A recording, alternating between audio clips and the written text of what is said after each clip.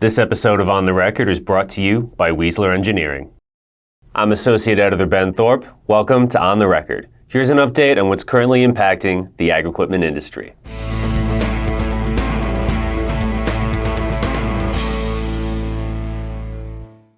The U.S. House of Representatives introduced H.R. 5604, or the Agriculture Right to Repair Act, on September 20th. According to the bill's sponsors, the act defines what types of information OEMs are required to provide to make repair accessible. If the OEM does not have the digital or physical tools available, they are required to provide sufficient information to create the tools. Additionally, the bill gives the Federal Trade Commission the ability to enforce these requirements and make rules to assist in the implementation of these requirements. Eric Wareham, Senior Vice President of Government Relations for the North American Equipment Dealers Association, says the bill is very different from the state legislation we've seen and even previous federal legislation that's been introduced. He says this new bill introduces new concepts and specifically focuses on copyright and intellectual property. When you look at the bill as a whole, my take on it is that it's, and this is pretty blunt, but it's a blatant expropriation of intellectual property masquerading as a right to repair bill. He adds that there are several reasons this bill is different from a lot of the legislation we've seen on the state level.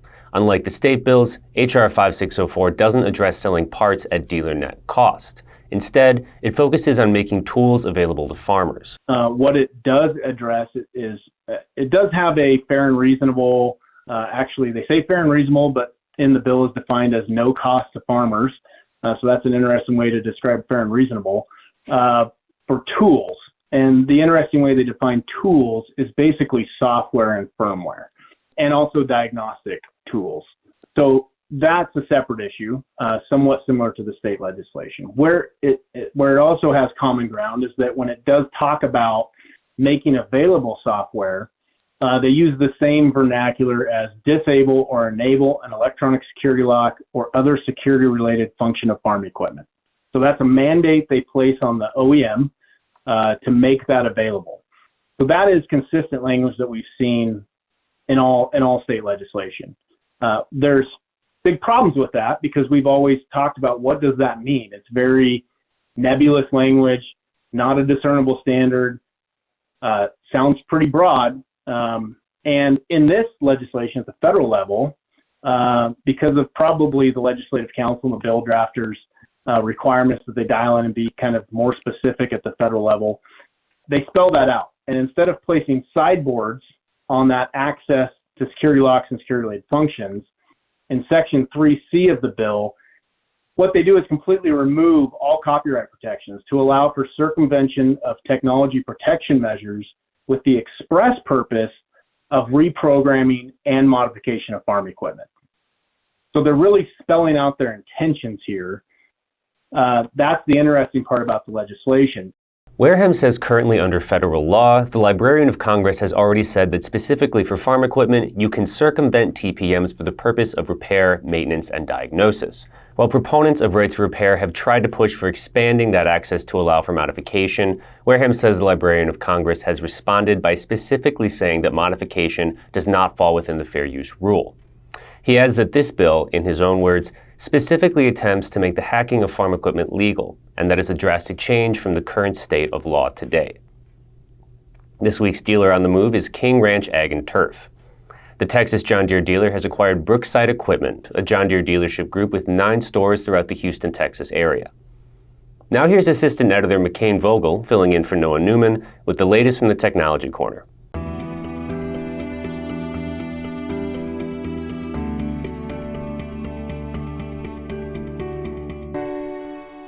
Thanks, Ben. McCain Vogel here, in for Noah Newman. I had the chance to attend the FIRA USA conference in Salinas, California last week, and I got to see lots of new ag technology on display. Here is Guillermo Guine, Chief Sustainability Officer at Solinftec, explaining some of the key features of the company's Solix Hunter. We are showing here the Solix. This is the version that we are presenting here at FIRA. This robot is a target spraying robot plus a bug zapper. We call as a hunter. This is the functionality that we are using at night. During the day, we are doing the spray, the spot spray for weeds, and during the night, we are finding the bugs and try to kill them. This robot is fully autonomous, work by solar panels and batteries. We can run all the day and all the night with the batteries. You don't need to recharge it or to change the battery. It's fully autonomous, worked by R2R antennas on top of it, and some cameras to identify when we miss the information from R2R, the signal. And this robot actually was running outside during that summer, and we brought it here to show a real robot, not just a mocap or something different than that. We are showing the real one. We have on top here 4 solar panels, and those solar panels are providing the whole energy that we need. And at the bottom there, we have a battery, and this battery provides the energy for the night. We have 2 tanks on the robot. With that, we can cover close to 60 acres. Those tanks have 40 gallons of capacity. We did this season the proof of concept, and we are sold out right now for the next season. We'll have close to 100 running, some here in US and some in Brazil and Canada. We are split those units for next year. According to the company, in just its first commercial year, American producers who invested in the Solix Hunter recorded a 95% reduction in the volume of herbicides applied. From the Technology Corner, I'm McCain Vogel. Back to you, Ben. Thanks, McCain. In our last episode of On the Record, we reported comments New Holland brand president Carlo Lambro made in a recent Farm Progress Show interview about plans to remove short-line brands from its dealer network. Those comments spurred much discussion on the farm equipment website. The day we published the episode, one commenter said, "It's clear you continue to fumble when it comes to how to treat your dealer network. You will never be successful in the USA with your current attitude." Seeming to address the need for short lines, another commenter said a few days later, maybe the other OEMs are more reliable, cheaper to purchase or run. The pertinent question is, do the customers trust the brand? One viewer sought to answer that question by saying, "In my opinion, New Holland is not the leader in anything. If a dealer wants to have industry-leading products, they need to look at other brands like Kubota. I agree that the question is, do dealers and customers trust New Holland? All you can do is look at the past for answers, and today the answer is no." Another viewer tried to remind New Holland of its roots by saying, "Pretty sure New Holland was a short line for its first 100 years until its third buyout." Finally, one person summed up their thoughts in just 4 words. Good luck with that. Do you have an opinion about New Holland's plans specifically or brand purity in general? Let us know in the comments or email me at bthorpe@lessermedia.com. We'd love to hear from you. The ongoing technician shortage could have an impact on dealers' parts and service revenue in 2023. The latest Farm Equipment Techs poll asked dealers what percentage of their annual parts and service revenue they estimate will be lost this year by the inability to fill open tech positions at their store. Just over 30% of respondents estimate 10 to 19% of their annual aftermarket revenue could be lost this year because of this issue. About 22% of dealers said 20 to 29% of revenue could be lost. Just 4.3% of dealers said they expected a loss of 40% or more. To be a part of future polls, you can text FARM to 833-413-2175 to sign up. CEAT North and Central America President Ryan Lothan has a lot on his mind heading into 2024, including rising interest rates and fuel costs. And one thing he's betting on is tax-related ag equipment purchases from growers in the last 2 months of this year, in spite of a lack of farmer optimism. In an interview at this year's Farm Progress Show, Lothan said that come December, growers with a lot of cash in their pockets due to good crop prices will be faced with 2 options: pay Uncle Sam or spend some money. So that's the other big, unknown is there going to be a tax buy? I really think yes, because I think that they're going to have farmers with a lot of cash and low input cost, and therefore they don't want to get taxed. But that also, you look at the general pessimism is because, and you ask any farmer here, farmers are spending a lot of cash right now. They are.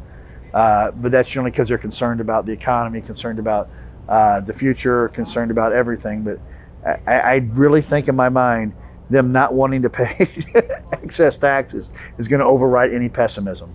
So I'm kind of hoping, and I tell my guys, yeah, you might have a slow harvest, but I really think your November, December sales are going to be high because people are going to look at harvest and go, I made a lot of money.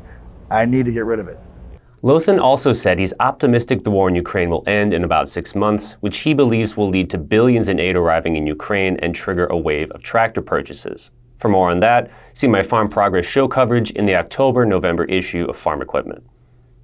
This data point is brought to you by the Ag Equipment Intelligence 2024 Executive Briefing. While some input costs like fertilizer and chemicals are expected to decline from 2023 to 2024, other expenses like seed, labor, machinery, and equipment, taxes, and insurance are expected to rise, according to a July 26 report from Northern Ag Network. Since 2020, the total cost paid by farmers to raise crops and care for livestock have increased by more than $100 billion, or 28%, to an all-time high of $460 billion this year. Based on USDA's current input cost projections and commodity price trends, several major field crops may experience marketing year average prices below break-even levels this year and possibly into 2024. As always, we welcome your feedback. You can send comments and story suggestions to bthorpe@lessermedia.com. For On the Record, I'm Ben Thorpe. Thanks for watching, and we'll see you next time.